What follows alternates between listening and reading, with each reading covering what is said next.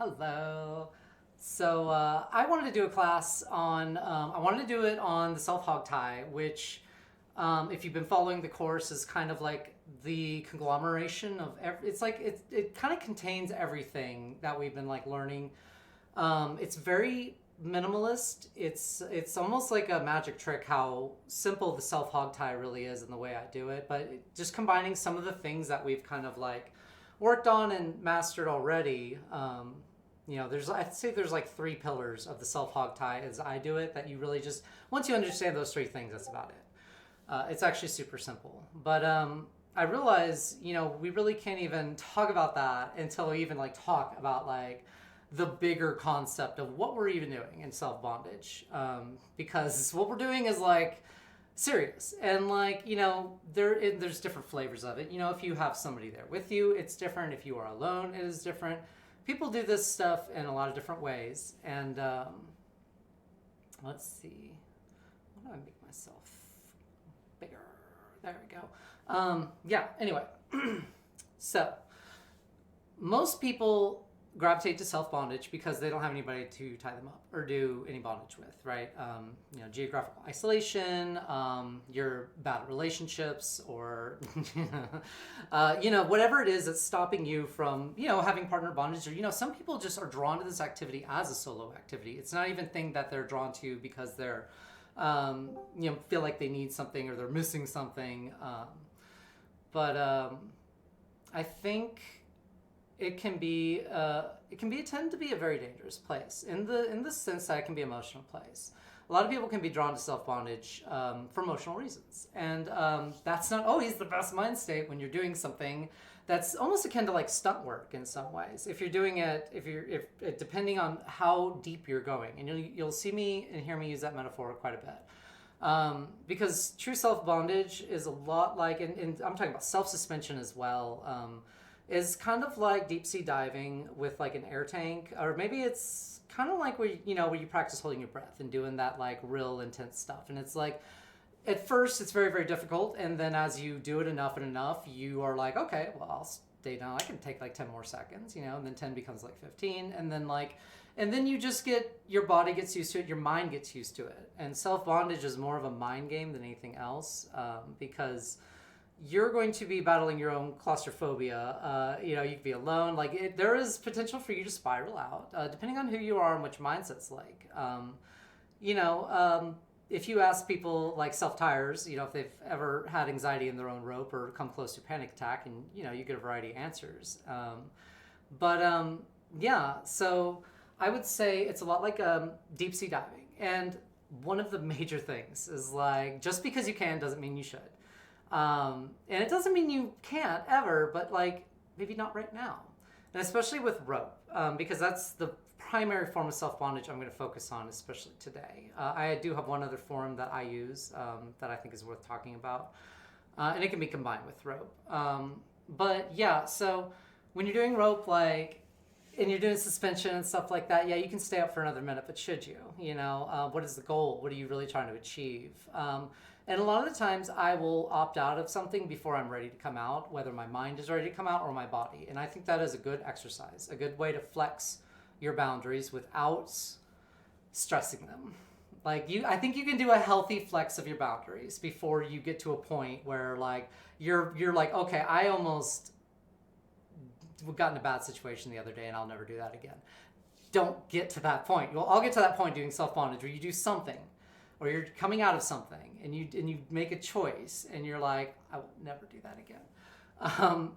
The idea of coming out of things before you're ready can kind of be as a bulwark against that, because if your body's, so say you're like, okay, what if your body's not quite ready, or your body is it passed the point, but your mind is okay because you're not that stressed. So now you have the mental acuity to be like, okay, this was actually worse on me than I thought. I need to get out of this thing.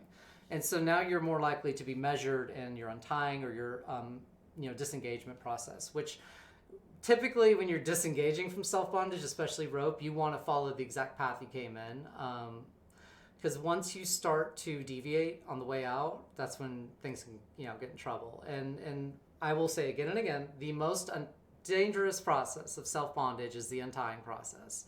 Time has passed, and you may have, um, had like, you might have climaxed. I don't know how you play, whatever. But, you know, you're going to subspace if, depending on how hard you're going, whatever. You're not going to be, when we're doing this stuff, it's kind of puts you in, a state of mind. It not necessarily like sexual or anything like that. Like rope space and stuff can be a very real thing. Like, I've spaced out on a hogtie on accident. And it's like, oh my god, did I like fall asleep? Oh, the sun was out. It was like afternoon. It was beautiful actually. I was like, this is nice, but how long have I been in this? And that was something where I probably needed. My body was probably like, oh gosh, but it's fine. Yeah. So.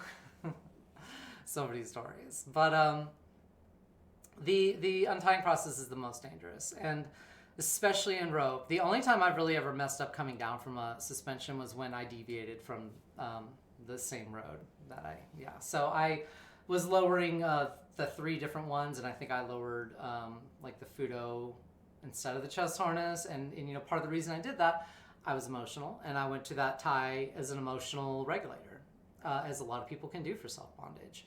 And this is something you need to be aware of. Are you doing this like a sport? Are you doing it like, I'm going to go rock climbing, as in, I'm going to do self-bondage? Or are you like, I'm going to do self-bondage? You know what I mean? There can be a lot of different flavors as to why you're doing this. And it's going to affect what you're able to achieve, because you're going down and you're going underwater, and like, you can do some really impressive stuff, but like, you don't just start out like that. And if you go to like subreddit for self-bondage, you'll see a lot of horror stories. And a lot of those horror stories are, and a lot of those are not rope people either. They're just people who use duct tape, chains, different means, ice locks, things like that. But what you'll commonly see, the common denominator, is they didn't adequately walk themselves through the scene as the top first. And that's a really important distinction, is there is a duality. There's you as a top and you as a bottom. And a lot of people are not drawn to self-bondage because they're like, well, I can't relax because, it's more an act of topping. And it's true. That is true. It'll always be more an act of self-topping. But if you if you very well, as a top, can see yourself through that scene before it even begins, from beginning to end, with your fail-safes, with your like what-ifs, with your cooking this and that, with your timers, whatever you're using, your rope, if you can, take care of yourself enough as the top, you can actually relax as the bottom. It's controversial, I know, but it's true. It's true.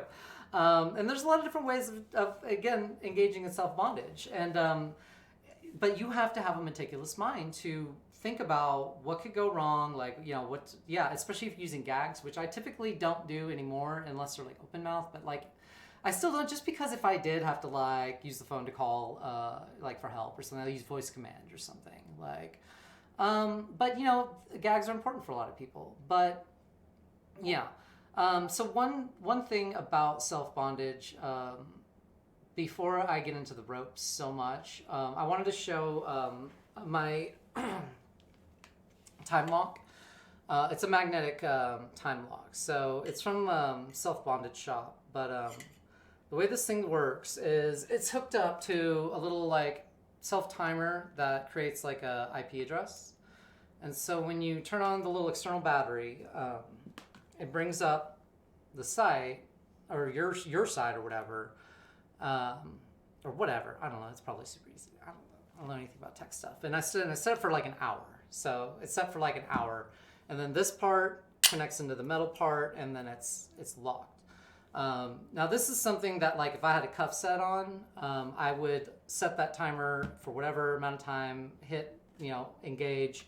That purple light comes on, it's armed or whatever.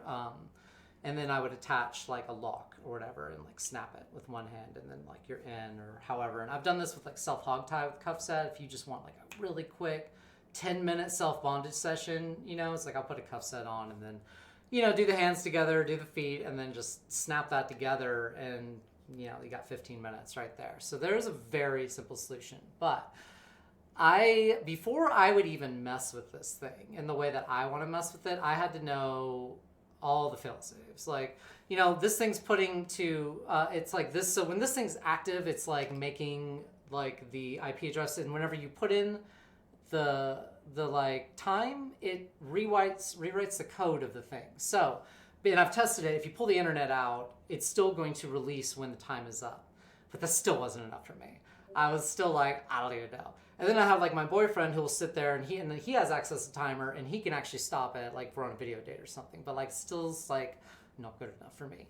And so what I actually meticulously did is I would charge this battery up and found out just how many percentage I could get for like 1 minute of charging. And so I charge it for 8 minutes, and that gives it no more than 30 minutes of battery time. So that's way, if like, I just know if everything fails, that power brick will fail and this thing will just come right out. And if you want to stop it, like to show like how it comes out, like it comes out after you hit stop, and it goes back to like the setting mode. But that's something that we did a date with, where I tied my legs in futomomos the other day, and using my hard point, had like my hands above my wrists in the cuffs, and there's a really cute picture. I actually need a post of it. But we did a super cute video date like that, and that was really great self-bondage. And it was great, honestly, because he could sit there and like let me out if I was like, oh my God, my leg's cramping, which leg cramps, make sure you drink water, make sure you stretch, and try to be physically active if you're going to do any kind of like extended amount of time and any kind of ties, because cramps and like you get a Charlie horse, I don't know what your body does when it's not happy, but like I haven't had like a bad cramp in my thigh in a long time, but I can't. That's a fear of mine, you know, and that's another reason to hydrate well before you do bondage. And another thing is to do like 5 minutes of aerobics, like do jumping jacks and stuff like that. Like get your heart rate up before you let somebody tie you up, or before you tie yourself up, because it's going to reduce the chance of injury through like, you know, random like things. But again, everybody's body type is different. Whatever kind of tie position you're going for is going to be different. But anyway, I wanted to use that also as a method to demonstrate I could not relax until I knew everything about that machine. You know what I mean? Like that's how I work with self-bondage, because I know once, and that's why I was like, once I know what this does and how it works and all the ins and outs, I'm almost afraid of what's gonna happen. You know what I mean? It's like, I know me. Oh God. So I really, really had to make sure I got this so that I can actually relax. You know what I mean? Because that's the point. And if you're sitting there trying to top from the bottom, or, you know, yeah, literally, if you're trying to top from the bottom, like while you're being the bottom for yourself, like it's not cool. And to fuss with yourself while you're in your own bondage is not cool. And part of the reason we do self-tying is to learn like what our body's like, what kind of bondage our body's like, and what it doesn't like. Like I know plenty of people who just don't like futos because the shins. Can't get over the shins, you know, and I get that. And some people, like, that flexibility is just not comfortable, you know, and like same with like aguras. Like some people just don't like that position. You know, a lot of people like, you know, I like the leg ladder tie is really good for a lot of people, but anyway, going into all this, I wanted to, I guess at this point would be a good time to go ahead and start showing the self hog tie. This was something that I was just playing with stuff, and, you know, through a little bit of flexibility, I was just like, oh, that's easy. And then I was like, yeah, I did that thing where I sit there and cook it in my head for like months and months, and I'm just like, what if I like added this one other piece in? What would happen? You know, and my brain's like, it would work, and I just don't do it. Like, you know, it'll just take a while. But eventually, I was just, and actually, that's fine, and that's kind of how my rope journey's been. And you know, again, I just talked about how long it took me before I really used that lock, and I'm still not really doing crazy stuff with it yet, because it takes a while for me to. You know, I tie for endurance. So the name of this course is self-tying with intention. And the reason is what is your intention? What are you trying to do? Are you doing aesthetic stuff? Are you trying to make rope art? Are you learning to tie other people? Are you trying to achieve self-bondage? What kind of self-bondage? I want endurance self-bondage, not masochistic self-bondage. I want the kind that I want the hour-long hog tie. That's just what I want, you know. And so I wanted to do it in a comfortable way that was going to be sustainable, and I think I needed to cook all the ins and outs really thoroughly before I was like, okay, I'm going to do it, you know. And of course, when I did it, I was like, oh yeah, it worked. It's like, yeah, of course it worked. But it's super simple. So we'll just start with the chest harness, and I'll just think of whatever else I can mention. But we are going to build this backloaded actually, so I can just show if you want to follow or anything. And that is another thing. I'm not actually teaching a self hog tie. I will demonstrate it though. Sure, I'll demonstrate it, but I'm not teaching it. Like, you can watch me, but like you're invited to watch me, but nobody should do this unless you're a professional. Then you should do it. Okay, here it goes. Anyway, backloaded chest harness.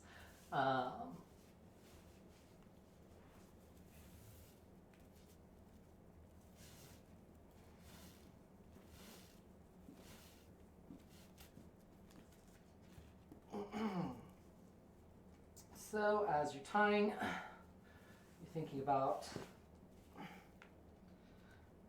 all the things that you've forgotten to do, like charge your phone or the speaker that goes to your computer.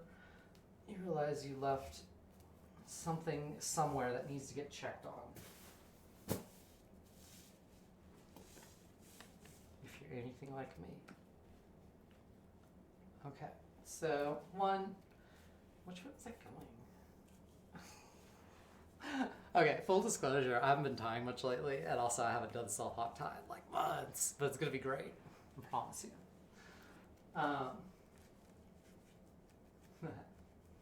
Okay. Reverse tension again. I don't like these. I don't like back chest harnesses. But you could do this front loaded actually. Like you could build it up front. I've done it plenty of times because I didn't want to mess with this. And the only real difference is your Hogtie can shift back and forth a little bit to the left or right, and it's honestly really not that big a deal. It's really not that big a deal.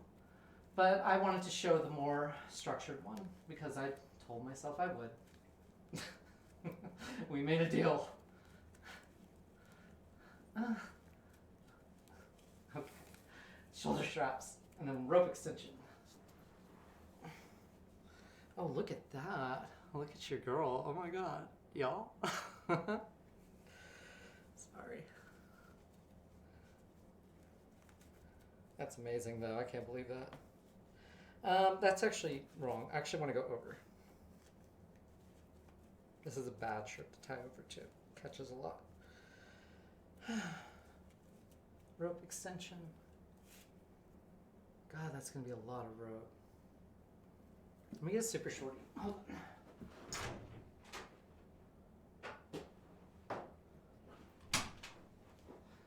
Okay.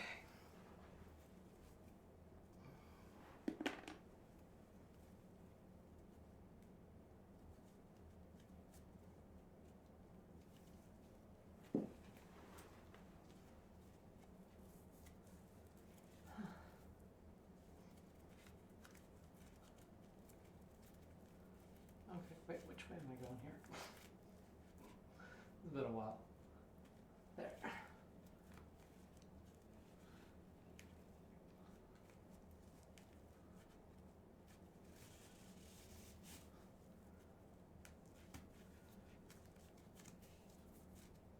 That's not right at all. Hold on, I think I'm just trying to show it kind of goofy. I'm just gonna lock it in like right here. Goes down. I think my problem is I'm trying to look at the camera. It's confusing my brain.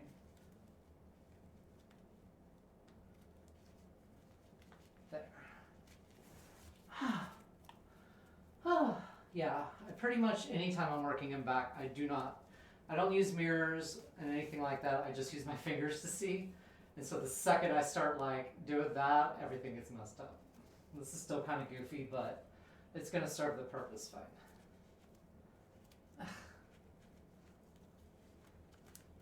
Yeah. Anyway, there's my janked up. That's so janked up, but it's fine.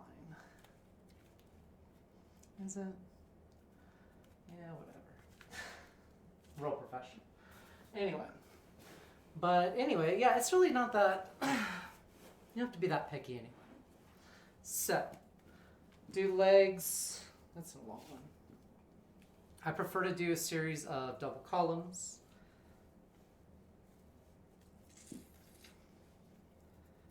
But it's It's really not too important. I would say double columns on the thighs if you just want good mobility. And then I usually do like a little ladder, but not really like a structured ladder. I do like a sloppy ladder. It's cool. You'll see.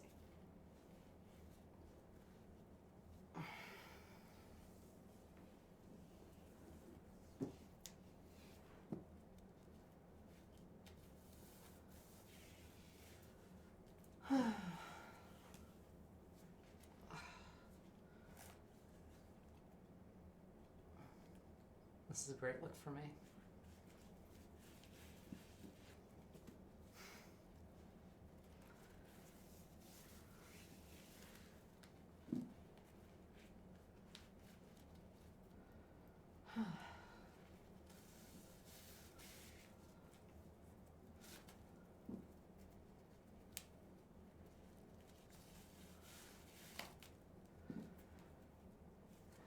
One.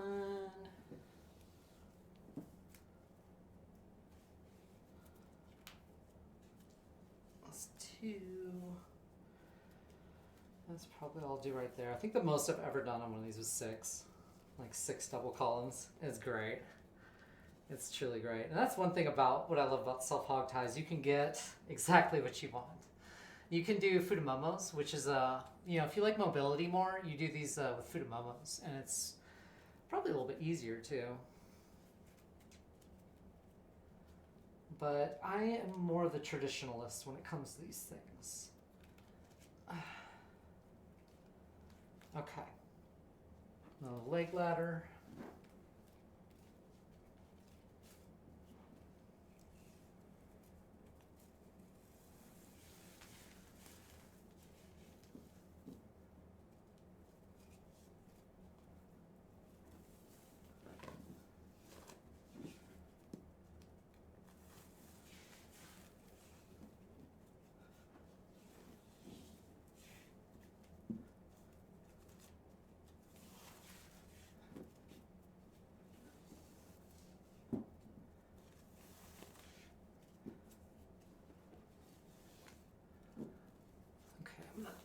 Move that camera down too in just a second.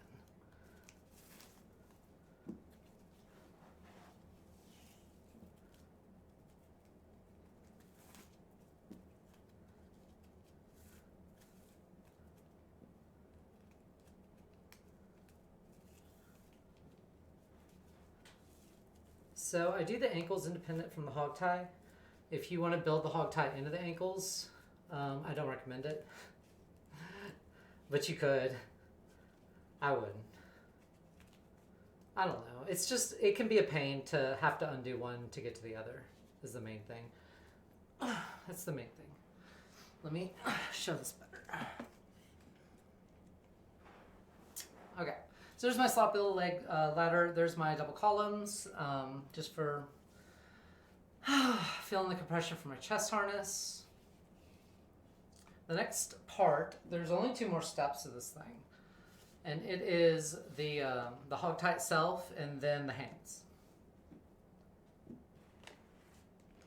So let's see if this is a good angle for it. The hog tie itself. Which way do I start? On the feet or the? I have to rediscover. I think it's like this. You start at the ankles. You go under. Come out, hook into the chest harness. There it is.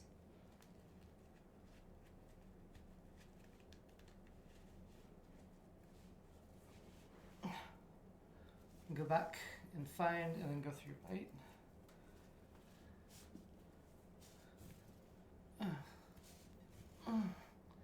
And ratchet it until you can go back through.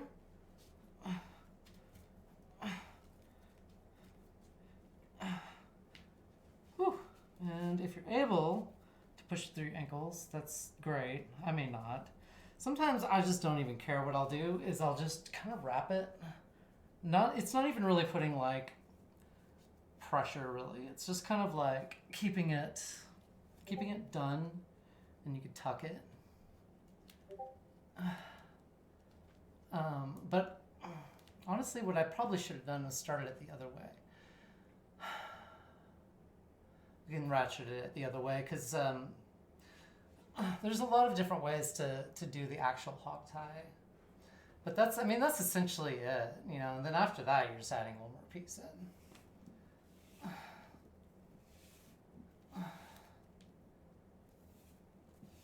So, for the prisoner's cuff, take your bite and your 2 working ends and ignore them. Go to the other side and you make your P and your Q and you make them intermingle. And then you slip the left hand while you're holding everything in the other.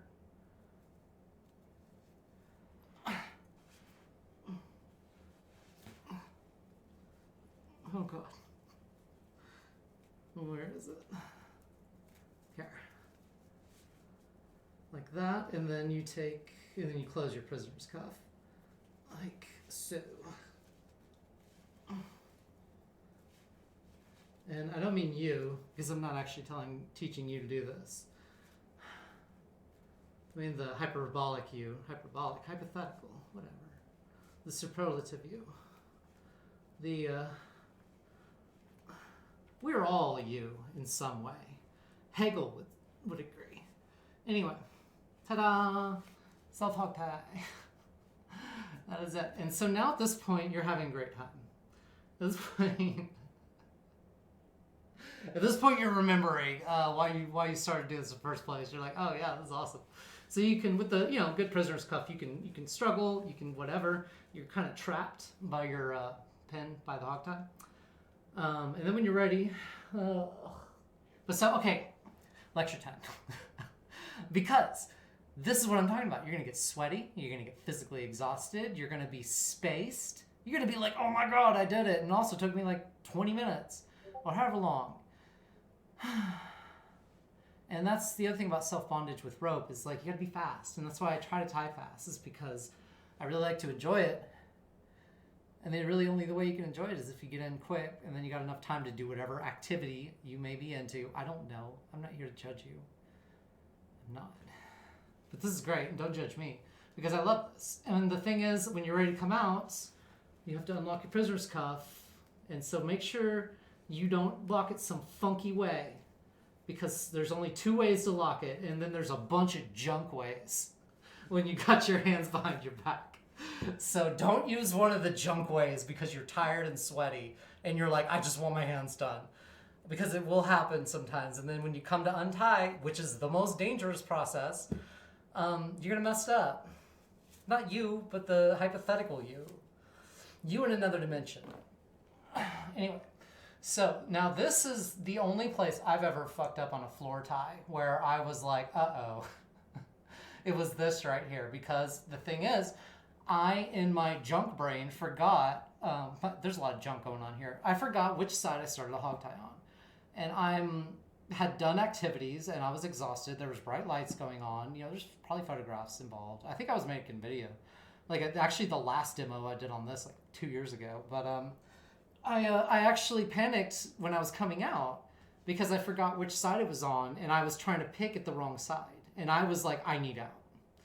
And so what I did, and I think I was a video, because I started actually working on a different part of the tie as a way to kind of like calm myself.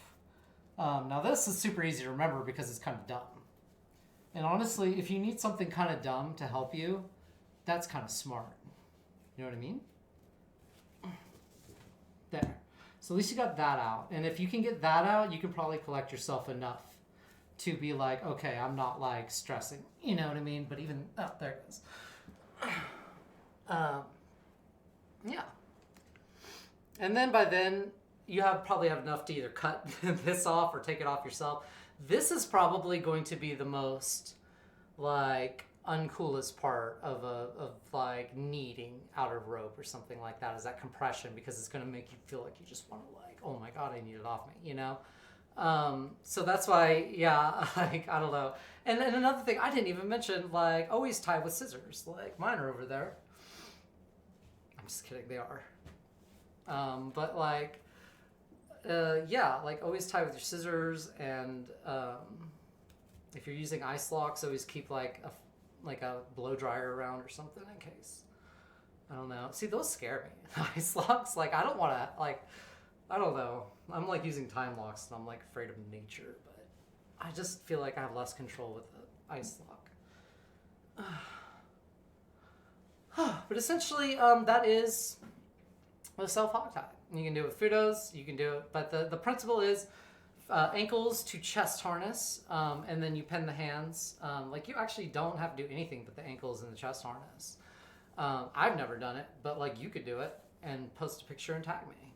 Absolutely. I love that. Somebody actually did that once, like a couple years ago. She was like, yeah, really, her and her friend like sat there and like drilled it one night and then posted pictures. I was like, oh my God, that's so awesome. But yeah, self bondage, like always try to have a safety call. Like I know that can be difficult, but like, I don't know, once you have one though, and you remember to use them, like it's awesome. I don't know.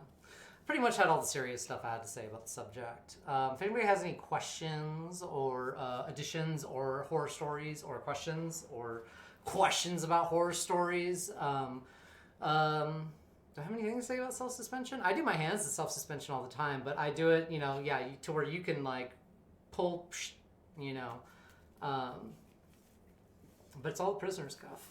Oh, and there's also the one-handed bowlines. Oh, I was like, oh no, do we need to teach those? Should we teach the self? Okay, let's teach the self arm thingy real quick. You want to? Yeah, let's do that. We got time, right? We got 25 minutes. Okay, bonus lesson. Okay, because there is one other way of doing the hands. I know, and I've seen a couple of other ways. Like there's a guy I saw. He's got a video, I think, where he does this like move where he keeps like passing the rope over each thing. It looks really cool, and he gets like a lot of lays on there. But I could share the video to anybody who's curious, but I haven't actually spent enough time with it. I'm really bad at learning from videos, if you couldn't tell. Oh gosh, let me get this out real quick.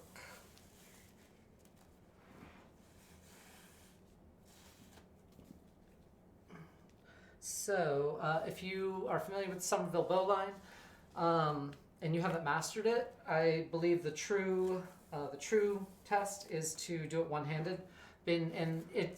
So the problem with the Somerville bowline is it's actually really, really simple, but when you have two hands, it's way too many fingers. You got like way too many cooks in the kitchen, and they all want to stir the pot.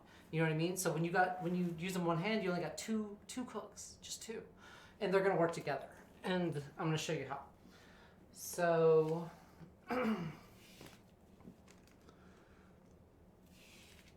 to do the bowline, I'm gonna do it left-handed on my right wrist. I am right-handed, but I'm kind of ambidextrous in like weird ways, some ways. I don't know. I try to tie with both hands, and I think that really helps. Like leading with each hand sometimes. So anyway, there's your 6-lane highway. You're just going to take your working in or your tails or whatever you're going to call it, and you're going to do the structure. That you can't see anything, can you? Let's show that one more time. Okay, so 6-lane highway. And then take your tails over there, and then take your bite with this finger. And see, this is the trick right here. You're holding everything right here. This is your, your poker and your piker. This is your piker, and this is your poker, and you want to poker through the piker. I haven't done that bit in so long. But anyway, you're going to take these two fingers and squish them together, and you're just passing the peeker through the poker. Right there. And then you can take your teeth, or you can hold it with your pinky and just kind of like work it closed. And then you've got a Somerville bowline, but it's on a wrist, and that is really cool.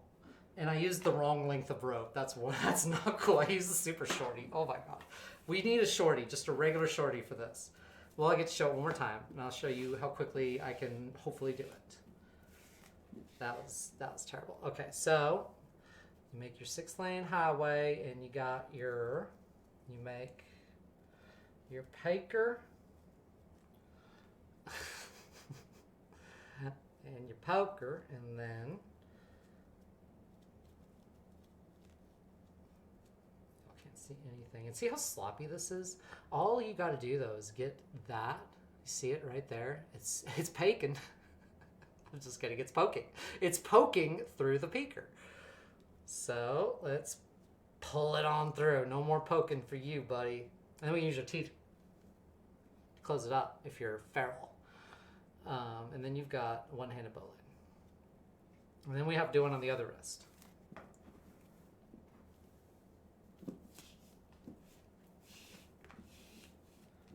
It's not, that's a long one.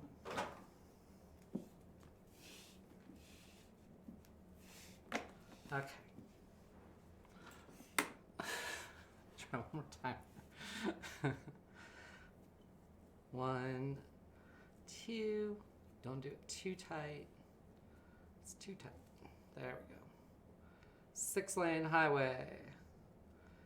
Take your tails, lay them over. There's your structure, and there's your poker. Squeeze it through, pull it out, poker, and trace it. Teeth it closed. There, you got a bow line. Okay, so I'm gonna show the you always have to do that too. You're like a big bird. It's great. Do the left hand first if that's your non-dominant hand. Do that one first because wait, no, wrong. I'm sorry. Do your dominant hand first because you're gonna have more flexibility with this hand to help do the other hand once this one is done. Yeah, so it's just basically a sloppy fudo or a really nice fudo or whatever you're in the mood for. So do it once. Don't do it. Oh yeah, leave a little bit of space there. Twice, and then push it, trap it, make a floor. And then go to the next one. And yeah, sometimes that happens. I mean, okay, so I'll do, maybe should I do a longer one than the other one? I don't want to. But if you use longer rope, then you can have more reps. You're such a good teacher. It's like, oh yeah, I'm not teaching this either, but kind of, this one I am teaching. I'm not teaching the self-hog type, this one I am. So there's that. And now that you've got more mobility, I find with your dominant hand than you do your non one. So to do this one, because there's a little, there's a little move, you'll see. You'll let it drop a little bit. But not like that. Okay. Try to get it hiked up as much as you can.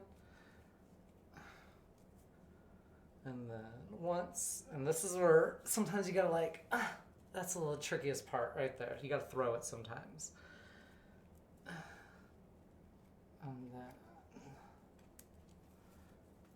right there. It's goofy, but it's gonna work if that rope is not crossed. And be listening to your other arm while you're doing this, your tying arm, because keep in mind you do have rope laid on those nerves.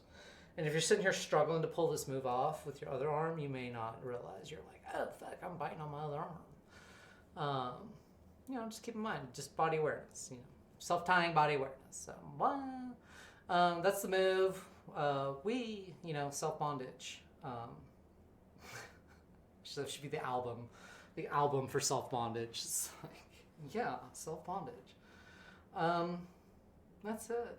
And to get out, you just weasel your way out, as you would, as anybody would. This one's a little less weaselly. There you go. So yeah, that's some of the latest and greatest forms of self-bondage I know. I do know one other, but it may be it's too cutting edge to reveal just yet. we gotta iron out some of the kinks right now. There's like some issues, you know. It's like it needs we need some repeatability testing done. You know, we need some controls like. But we're gonna reveal that one soon. Even though I'm gonna do a class and it's gonna be 15 minutes. It's gonna be so quick and short, but I'm not gonna teach it tonight. But thank y'all for coming to my class. I appreciate you. I was very, very excited to teach this one. I have been building up to this one for a while because I do a lot of self-bondage for emotional reasons, yes. Yeah, I'm one of those people. So I just wanted to touch on it and some of the fucking dangerous pitfalls that you can fall into while you're doing it because nobody should do it. But I do, and I love it. And if you do too, you should be safe. So anyway, all right, I'm going to stop talking. Okay, goodbye. All right.